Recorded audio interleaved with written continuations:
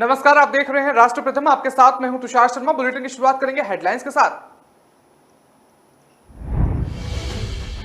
राजस्थान में डिजिटल अपराध पर लगेगी लगाम। 32 जिलों में साइबर थाने खोलेगी गहलोत सरकार। कांग्रेस की भारत जोड़ो यात्रा पर केंद्रीय मंत्री गजेंद्र सिंह शेखावत ने कसा तंज, हास्यास्पद बताते हुए दी सलाह। बांग्लादेश की पीएम शेख हसीना 8 को आएंगी अजमेर। कड़ी सुरक्षा के बीच करेंगी दरगाह जियारत। मास्क लगाकर शरणार्थी पीने का वीडियो वायरल पर सीएम अशोक गहलोत ने दी पहली प्रतिक्रिया। मुख्यमंत्री अशोक गहलोत के आदेश पर फेरबदल, 25 आरपीएस अधिकारियों के हुए तबादले। रुक करते हैं खबरों का। आपको बता दें कि राजस्थान में साइबर क्राइम रोकने और अपराधियों पर कार्रवाई के लिए प्रदेश के 32 पुलिस राजस्व जिलों में साइबर थाने खोले जाएंगे। इसके लिए गहलोत सरकार ने पुलिस विभाग को निर्देश दिए हैं। मुख्यमंत्री अशोक गहलोत ने कहा है कि आमजन की गाड़ी कमाई को लूटने वाले को सख्त सजा मिलनी चाहिए। उन्होंने कहा कि राज्य सरकार प्रदेश में अपराध की रोकथाम और अपराधियों पर सख्त कार्रवाई के लिए गंभीर है।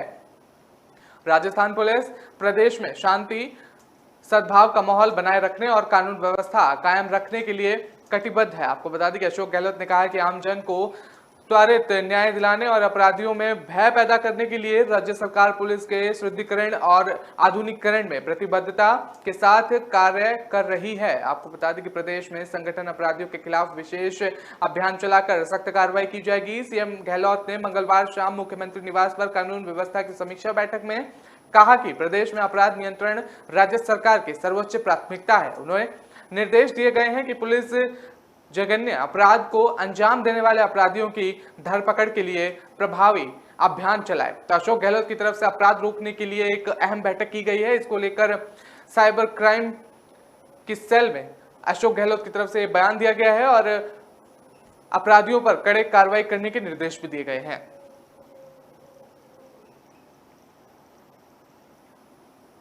केंद्रीय जल शक्ति मंत्री गजेंद्र सिंह शेखावत ने कांग्रेस की प्रस्तावित भारत जोड़ो यात्रा पर मंगलवार को जोरदार तंज कसा है। उन्होंने कहा है कि जो पार्टी अपने कुनबे को एक ही नहीं रख पाती, उसका भारत जोड़ो यात्रा निकालना हास्यास्पद है। मीडिया से बातचीत में शेखावत ने कहा कि कांग्रेस जब से बिना किसी अंग्रेजों की बातों की और राजकरों की नीति पर चली रही है और कांग्रेस ने अमीर और गरीब में भेद किया, देश के मजहब के आधार पर बांटा और अगड़े और पिछले को बांटकर राजनीति लाभ दिया। शोषित और वंचित लोगों को समाज की मुख्य धारा से बांटने की कोशिश की। शेखावत ने आगे कहा कि ऐसी पार्टी भारत जोड़ो यात्रा निकाल रही है, इससे ज्यादा हास्यास्पद कुछ नहीं हो सकता। लेकिन देश की जनता सब देख रही है और जान रही है कि इसका भी अंततः हर्ष और परिणाम वही होगा जो कांग्रेस के अब तक के अभियानों का हुआ है। जो पार्टी अपने आप के जोड़े हुए रख पा रही, वही देश में क्या जोड़ रखेगी, ये सवाल खड़ा हो गया है। उन्होंने कहा है कि पार्टी को अपने आंतरिक संघर्ष को ठीक करने पर ध्यान देना चाहिए, इसकी बजाय वो भारत जोड़ो की यात्रा में लगे हैं। इस चिंता के लिए अपना अभिनंदन। शेखावत ने बीजेपी की ओर से देश की एकता के लिए किए जा रहे प्रयासों की चर्चा करते हुए कहा कि भारत विविधता से भरा देश है। तो सीधे तौर पर उन्होंने ये कांग्रेस की जो यात्रा चल रही है इस पर तंज कसा है और उन्होंने ये अपने बयान सामने भी दिए हैं। बांग्लादेश की प्रधानमंत्री शेख हसीना आगामी 8 सितंबर को अजमेर आएंगी। यहां गरीब नवाजा ख्वाज हसीन चिश्ती की दरगाह में जियारत करेंगे। उनके आगमन को लेकर प्रशासन हाई अलर्ट पर है और जियारत के दौरान दरगाह में चप्पे चप्पे पर कड़ी सुरक्षा रहेगी। पीएम हसीना के दौरे को लेकर अजमेर जिला कलेक्टर रजदीप, एसपी चुनाराम जाट और बांग्लादेश सरकार के डिप्टी चीफ प्रोटोकॉल टीम के मोहम्मद और अन्य अधिकारी दरगाह में सुरक्षा इंतजाम की तैयारियों में जुट गए हैं। दरगाह और आसपास के इलाकों में हाई सिक्योरिटी बंदोबस्त किए जा रहे हैं। दरगाह परिसर के निकट छतों पर हथियारबंद जवान तैनात रहेंगे। देहाली गेट, दरगाह बाजार, थाना मंडी और अन्य निकटवर्ती इलाकों के साथ निजाम गेट से आस्थाना शरीफ तक कड़े सुरक्षा के इंतजाम किए गए हैं। जिला प्रशासन जयपुर रोड से सर्किट हाउस और सुभाष उद्यागंज सर्कल होते हुए कारकेड रूट पर रिहर्सल लगातार जारी है। तो इसको लेकर सुरक्षा के पुख्ता इंतजाम भी किए गए हैं। 8 सितंबर को शेख हसीना, जो कि बांग्लादेश की प्रधानमंत्री हैं, वो अजमेर जाएंगी ख्वाजा गरीब नवाज की दरगाह पर।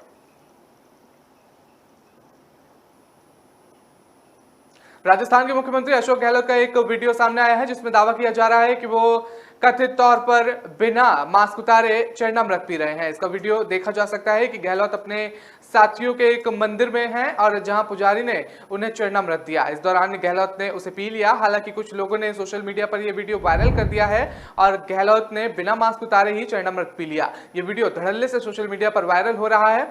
जिस तरह से आप देख रहे हैं वीडियो में बिना मास्क उतारे सीएम चरणामृत पीते हुए भी नजर आ रहे हैं। हालांकि एक अन्य वीडियो में देखा जा सकता है कि गहलोत ने मास्क उतारा और फिर चरणामृत पिया।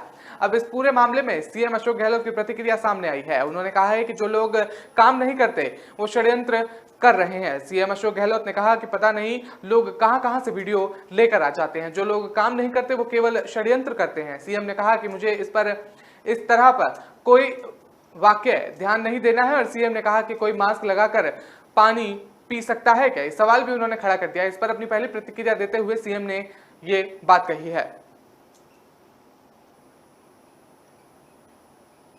मुख्यमंत्री अशोक गहलोत के आदेश के बाद गृह विभाग ने 25 आरपीएस अफसरों के तबादले कर दिए हैं। तबादले आरपीएस अधिकारियों को तत्काल प्रभाव से अपने नवीन पद कार्य संभालने के आदेश दिए गए हैं। गृह विभाग की ओर से जारी आदेश के अनुसार सुरेश जैफ अतिरिक्त पुलिस अधीक्षक करौली, हिमांशु शर्मा का अतिरिक्त पुलिस अधीक्षक सवाई मोदपुर, सतनाम सिंह का अतिरिक्त पुलिस अधीक्षक श्री गंगानगर, हिम्मत सिंह का सचिव पुलिस अधीक्षक कामा भरतपुर, अर्जुन सिंह शेखावत का अतिरिक्त पुलिस अधीक्षक चित्तौड़गढ़ तबादला किया गया। तो वहीं अखिलेश शर्मा का अतिरिक्त पुलिस अधीक्षक फलोदी, प्रकाश चंद्र का अतिरिक्त पुलिस अधीक्षक गंगापुर सिटी, सुरेश खींची का अतिरिक्त पुलिस अध्यक्ष अलवर ग्रामीण और भवानी सिंह राठौड़ का पुलिस अध्यक्ष टोंक, नीतीश आर्य का अतिरिक्त पुलिस अध्यक्ष पोखरण।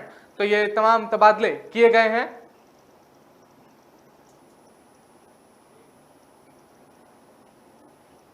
फिलहाल वक्त तो चला एक छोटे से ब्रेक का। खबरों का सिलसिला लगातार जारी रहेगा।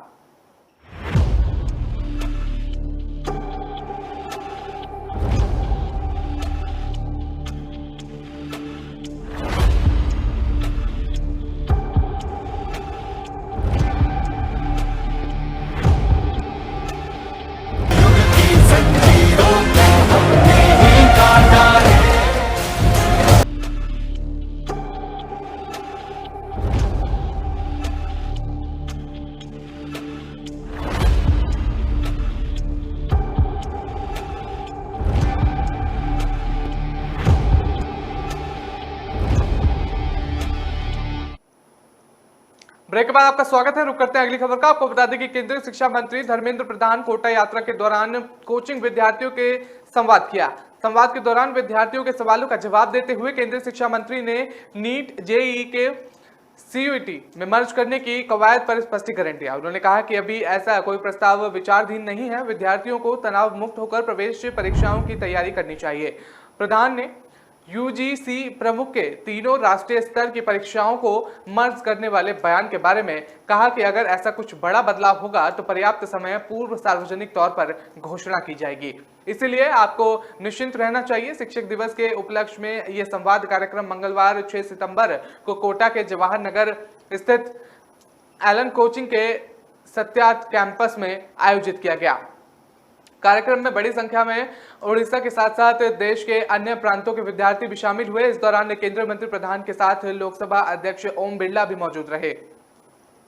केंद्रीय शिक्षा मंत्री से संवाद के दौरान विद्यार्थियों ने जेईई मेन की तरह नीट में भी एक सवाल में 2 बार मौका देने की और सीयूईटी, जेईई और नीट मर्ज किए जाने के प्रवेश परीक्षाओं में आरक्षण प्रवेश परीक्षा की तैयारी के लिए विशेष पाठ्यक्रम के पुस्तकों के संबंध में सवाल किए।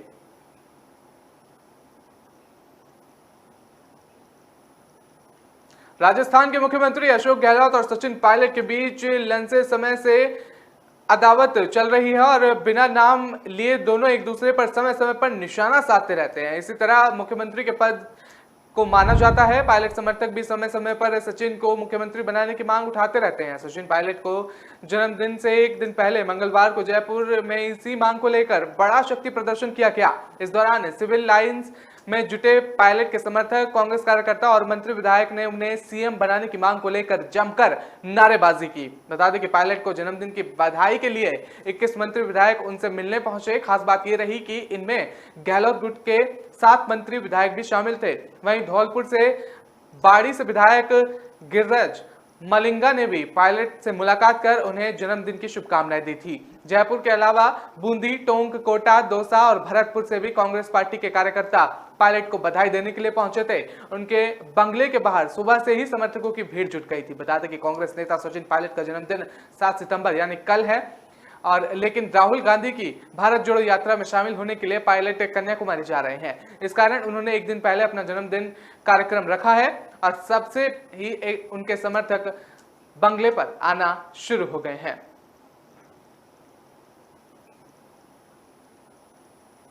विश्व हिंदू परिषद के विधि प्रांत सह प्रमुख और अधिवक्ता अमितोष पारिक ने मंगलवार को राजस्थान के मुख्यमंत्री अशोक गहलोत पर बड़ा हमला बोला है। पारिक ने कहा कि राजस्थान में हिंदुओं पर लगातार अत्याचार और अपराध हो रहे हैं। उन्होंने गहलोत से सवाल करते हुए पूछ किया कि इन मामलों पर चुप रहकर सहमति दे रहे हैं, और अमितोष पारिक ने कहा कि सांप्रदायिक दंगों के दौरान विशेष समुदाय की नामजद रिपोर्ट दर्ज कराई जाती है, वहीं हिंदू लोगों का केस ही दर्ज नहीं किया जाता।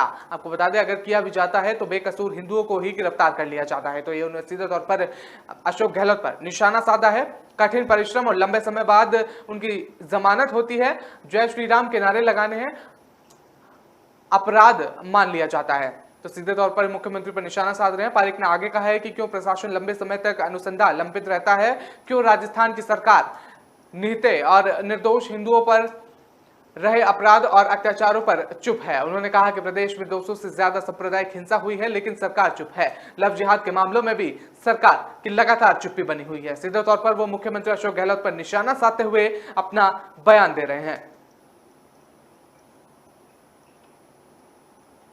गहलोत राष्ट्रीय अध्यक्ष बने और मुख्यमंत्री सचिन पायलट बने तो फिर राजस्थान में हम कोई नहीं हरा सकता, ये कहना है कि अनुसूचित आयोग के चेयरमैन खिलाड़ी लाल बैरवा का। उन्होंने कहा है कि मुख्यमंत्री अशोक गहलोत पुराने नेता हैं और उनकी दिल्ली में डिमांड है। उन्होंने अपनी पारी खूब खेल ली है, और ये बात उन्होंने अपने जोधपुर दौरे के दौरान मंगलवार को सर्किट हाउस में कही। उन्होंने कहा कि मैं कोई मीडिया ट्रायल नहीं कर रहा हूं। चौहान भी बोले कि अगर गहलोत राष्ट्रीय अध्यक्ष बनते हैं तो उन्हें कोई आपत्ति नहीं है। इसका मतलब अंदर ही अंदर कुछ चल रहा है, प्रमोशन हो रहा है, इसलिए उन्हें वहां जाना चाहिए। उन्होंने कहा कि पायलट डिप्टी सीएम रह गए, उनके साथ युवा और पूरी जनसभा है। ये सब जगह देखने को मिलते हैं। आपको बता दें, जोधपुर में भी उनका क्रेज है। हालांकि ये भी निर्णय आला कमान तय करता है, फिर भी नई टीम नए सिस्टम के साथ तय की जाए, क्योंकि गहलोत ने अपनी पारी खूब खेल ली है। अब आलाकमान चाहते हैं कि उन्हें वहां जाना चाहिए। अभी राजस्थान का नेतृत्व कर रहे, फिर पूरे देश का नेतृत्व करेंगे, हमें और फायदा मिलेगा। तो ये तमाम बातें उनकी तरफ से सामने आ रही हैं।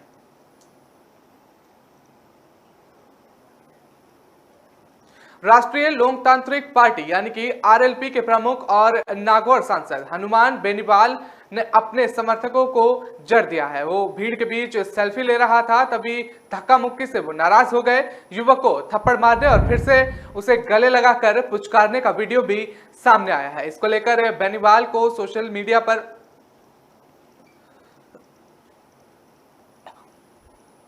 ट्रोल किया जा रहा है। घटना नागौर जिले के खरनाल में ताज दशमी के मेले की बताई जा रही है। बेनीवाल तेजा दशमी मेले कार्यक्रम में गए थे। वीडियो में हनुमान बेनीवाल और भीड़ में दिखाई दे रहे हैं। कई युवक उनके साथ सेल्फी ले रहे हैं। इसी बीच किसी बात पर नाराज होकर बेनीवाल ने चेक शर्ट पहने हुए एक युवक को थप्पड़ मार दिया। हालांकि तुरंत ही वो उस युवक को गले लगाकर पुचकारते हुए भी नजर आए। बताया जा रहा है कि सेल्फी लेने को लेकर हुई धक्का मुक्की से बेनीवाल नाराज हो गए थे, लेकिन फौरन डैमेज कंट्रोल के लिए युवक को गले लगाकर पुचकारा। तब तक पूरा घटनाक्रम कैमरे में रिकॉर्ड हो चुका था। तो आप वीडियो में देख सकते हैं किस तरह से वीडियो धड़ल्ले से वायरल भी हो रहा है सोशल मीडिया पर।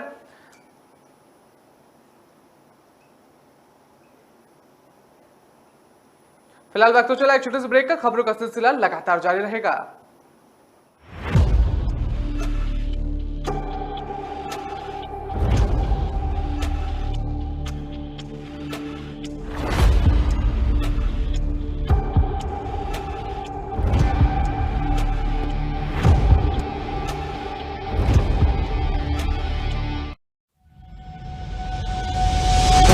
लहरों से डरकर नौका पार नहीं होती, कोशिश करने वालों की कभी हार नहीं होती।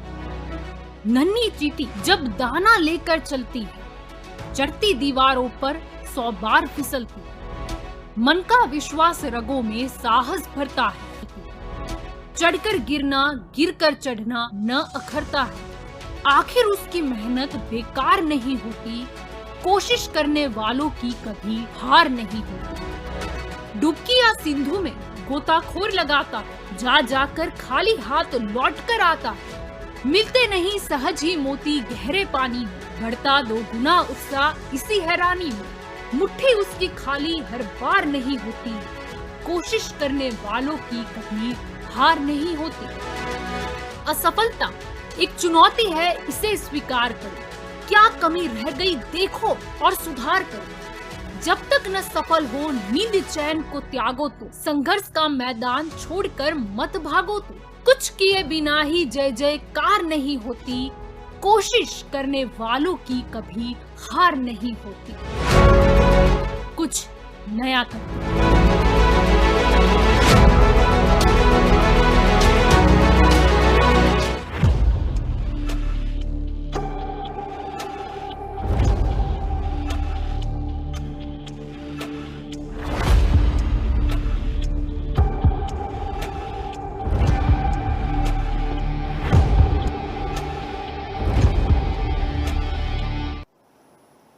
ब्रेक के बाद आपका स्वागत है। रुक करते हैं अगली खबर का। आपको बता दें कि भरतपुर जिला कलेक्ट्रेट आलोक रंजन ने आदेश जारी कर धारा 144 लगा दी है। जिला प्रशासन ने आगामी त्योहारों में कानून व्यवस्था की स्थिति बिगाड़ने की आशंका पर धारा 144 करने का फैसला लिया है और आदेश के मुताबिक धार्मिक भावना को भड़काने वाला ऑडियो और वीडियो नहीं चलेगा। किसी भी संप्रदाय की भावना को ठोस पहुंचाना प्रतिबंधित रहेगा। किसी भी समुदाय के लिए आपत्तिजनक पोस्टर, बैनर, पैम्पलेट या कोई भी अन्य सामग्री का प्रचार प्रसार नहीं किया जाएगा। जिला मजिस्ट्रेट ने ध्वनि विस्तारित यंत्र के लिए भी गाइडलाइन जारी की है। भरतपुर जिले की सीमा में ध्वनि विस्तारित यंत्र का इस्तेमाल करने के लिए उपखंड मजिस्ट्रेट या जिला मजिस्ट्रेट से अनुमति लेनी होगी। बिना अनुमति के ध्वनि विस्तारित यंत्र का इस्तेमाल करते पाए जाने पर कार्रवाई की जाएगी। भरतपुर में सार्वजनिक स्थल पर किसी भी तरह के हथियार की प्रदर्शनी नहीं हो सकेगी। व्यक्तिगत या सामूहिक रिवॉल्वर, पिस्टल, राइफल, बंदूक और अन्य धारदार हथियार और अस्त्र शस्त्र, गाड़सा, बर्छी, तलवार, तमाम चीज की प्रदर्शनी नहीं हो सकेगी। आपको बता दें कि केमिकल के साथ लेकर चलने को भी मनाही है। जुलूस और रैली निकालने के लिए मजिस्ट्रेट से अनुमति लेनी होगी। धार्मिक और सार्वजनिक स्थान, दुकान, वाहन और मकान की छत पर पत्थर, बोतल का संग्रहण नहीं किया जाएगा। आदेश के मुताबिक कुछ मामलों में लोगों को छूट रहेगी। विकलांग, नेत्रहीन, दिव्यांग और बुजुर्गों को लाठी का सहारा लेने और सिख समुदाय के लोगों को कृपाण धारण करने की इजाजत है। सरकारी ड्यूटी पर तैनात राजकीय अधिकारी और कर्मचारी, पुलिस और सशस्त्र बलों के सदस्यों पर आदेश लागू नहीं होगा। बता दें कि पदीय कर्तव्यों का निर्वहन करने के लिए हथियार रखने और राजकीय अधिकारियों और कर्मचारियों पर पाबंदी नहीं है। बता दें कि राजस्थान में धूमधाम से डोल गयास का पर्व मनाया गया। यहां जल जुलानी एकादशी के अवसर पर प्रदेश भर में सभी जिलों में पालकी के सवार होकर भगवान शहर के भ्रमण पर निकले, जहां लोगों ने भगवान के दर्शन कर मनोकामना की। वैसे तो प्रदेश में 12 का ढोल यात्रा और मेला प्रसिद्ध है, जहां हजारों सेवकों और श्रद्धालुओं की उपस्थिति में भगवान कल्याण राय जी और रंगनाथ जी को सहनी स्नान कराया जाता है और हजारों श्रद्धालुओं ने प्रमुखों के विग्रह स्नान के अलौकिक दृश्य के अपलक निगाहों से निहारा। प्रभु की आरती के बाद भगवान की बाल प्रतिमा की शोभा यात्रा भगवान के गर्भगृह से सोने चांदी की पालकी में विराजमान करके निकाली गई। बता दें कि बूंदी के आराध्य देव रंगनाथ जी अपने निजी मंदिर में स्वर्ग सी आभा में मृदा, शहनाई और बैंड बाजों की मधुर ध्वनियों के साथ ठाकुर जी की जय जयकारों के साथ मंदिर प्रांगण में आए। शोभा यात्रा के साथ राजपूती वेशभूषा में पाग, धोती, कुर्ते पहने चल रहे पुजारियों के हाथ में ढोल, तलवार, गोटे सहित कई प्रकार के स्वर्ण और मोर पंखी लिए नेतृत्व कर रहे थे। प्रभु की एक झलक पाने के लिए मंदिर चौक की छतों और पंडाल लोगों से खचाखच भरा हुआ था, जिधर लोग उधर ही श्रद्धालु नजर आ रहे थे। इस दौरान भक्तजन और श्रद्धालुओं ने जगह जगह प्रभु के बेवाण पर पुष्प वर्षा कर स्वागत भी किया। लगातार जहां जिस तरफ भी नजर जा रही थी उसी तरफ ही लोगों का जमावड़ा सा भी लगा हुआ था। JNVU छात्र संघ चुनाव में NSUI उम्मीदवार हरेंद्र चौधरी को हार हुई थी। चुनाव के बाद पहली बार मंगलवार को जोधपुर से बड़मेर के रास्ते अपने गांव लालजी की डूंगरी जा रहे थे। बता दें कि बड़मेर सीमा में एंट्री करने के साथ उनका जगह जगह स्वागत किया गया। शाम को बड़मेर हरलाल अस्पताल में अध्यक्ष डालूराम चौधरी, PG कॉलेज अध्यक्ष शिवकरण सारण ने फूलमाला पहनाकर चौधरी को जोरदार स्वागत किया। PG कॉलेज में गर्ल्स और बॉयज स्टूडेंट जिंदाबाद के नारे लगाते हुए माला पहनाकर स्वागत किया गया। मीडिया से बातचीत करते हुए हरेंद्र चौधरी ने कहा कि स्कूल में गर्ल्स को निःशुल्क शिक्षा दी जाती है, तो कॉलेज में भी निःशुल्क शिक्षा दी जाए। गर्ल्स स्टूडेंट इस मांग को आगे भी उठाना मेरी प्राथमिकता रहेगी। NSUI उम्मीदवार हरेंद्र चौधरी ने कहा कि हार जीत एक ही सिक्के के दो पहलू होते हैं। चुनाव में एक की हार होती है तो दूसरी ओर जीत होती है, लेकिन कुछ ना कुछ कमी रहती है, उसी वजह से हार होती है। छात्र राजनीति में आने के बाद मेरी पहली मांग यही थी कि स्कूल में गर्ल्स को निःशुल्क शिक्षा दी जाती है, तो कॉलेज में भी निःशुल्क शिक्षा दी जाए। तो मीडिया से बातचीत करने के दौरान उन्होंने अपना बयान साझा किया। राजस्थान के मुख्यमंत्री अशोक गहलोत ने मंगलवार को कहा कि राज्य में 88% परिवार स्वास्थ्य बीमा के तहत आते हैं, जबकि राष्ट्रीय स्तर पर इसका औसत मात्र 41% है। राज्य सरकार ने मुख्यमंत्री निःशुल्क निरोगी राजस्थान योजना और मुख्यमंत्री चिरंजीवी स्वास्थ्य बीमा योजना जैसी महत्वाकांक्षी योजनाओं शुरू करनी है। आपको बता दें कि मुख्यमंत्री ने कहा कि हमारी सरकार स्वास्थ्य का अधिकार की दिशा में तेजी से कदम बढ़ा रही है। उन्होंने कहा कि स्वास्थ्य का अधिकार विधेयक को जल्द ही अंतिम रूप दिया जाएगा। इसमें रोगियों के हित में आवश्यक के सभी प्रावधान सम्मिलित होंगे और उन्होंने कहा कि राज्य सरकार यहां सुनिश्चित कर रही है कि इन सभी योजनाओं का धरातल पर प्रभावित क्रियान्वयन हो रहा है। योजनाओं के बारे में जागरूकता फैलाने के लिए उचित कदम उठाने चाहिए ताकि जानकारी के अभाव में कोई इनके लाभ से वंचित न रहे।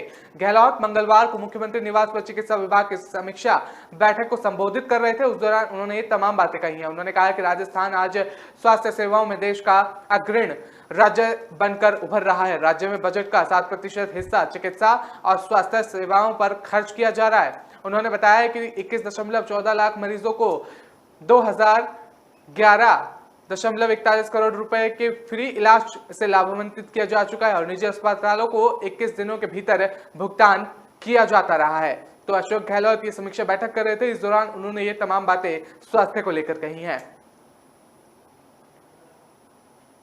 उदयपुर में बुधवार रात को बड़ा हादसा हो गया। यहां रामवाड़ी देखने के दौरान दीवार ढहने से 7 महिला कुंड में गिर गई। 1 मिनट पहले जहां भगवान के जयकारे हो रहे थे, वहां अचानक चीख पुकार मच गई। महिलाओं को बचाने के लिए मौके पर सिविल डिफेंस की टीम पहुंची और साथ ही SP विकास कुमार और कलेक्ट्रेट ताराचंद मीणा भी पहुंचे। एक के बाद सभी महिलाओं को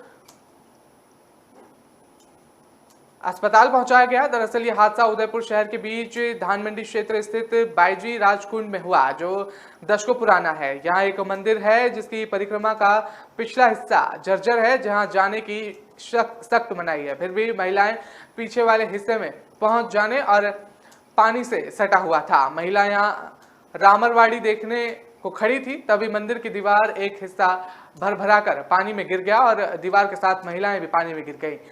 बता दें कि 7 में से 5 महिलाओं तो जैसे तैसे किनारे पर आईं, लेकिन 2 महिलाएं कुंड में डूब गईं। तो फिलहाल इस बुलेटिन में इतना ही। मुझे दीजिए इजाजत। हमारी खबरों को विस्तार से पढ़ने के लिए आप हमारी वेबसाइट का भी इस्तेमाल कर सकते हैं। नमस्कार।